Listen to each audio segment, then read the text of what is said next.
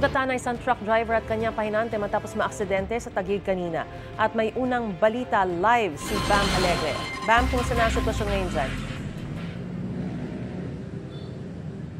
Maris, nakabalagbag pa rin dito sa ating likuran itong 12-wheel container truck na naaksidente dito sa northbound lane ng East Service Road sa Taguig matapos itong mawalan ng balanse.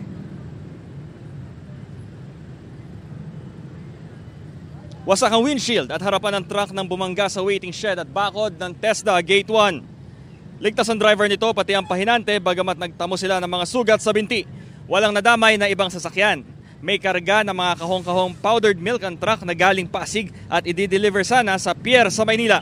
Ayon sa driver, nawalan siya ng kontrol sa sasakyan dahil sa madulas ang kalsada dahil na rin sa manakanakang pag-ulan. May tauhan na ng MMDA na nagmamando sa lugar. Pakinggan natin ang pahayag ng driver ng truck.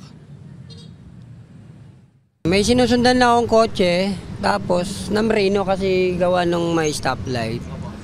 Mabagal ang takbo namin, pagpreno ko din, biglang sumibat na yung truck. Sa dulas, madulas.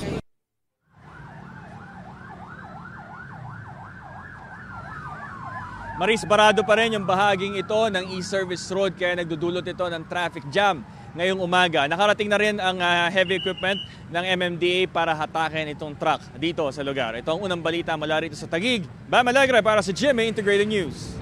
Gusto mo bang mauna sa mga balita? Mag-subscribe na sa GMA Integrated News sa YouTube at tumutok sa unang balita.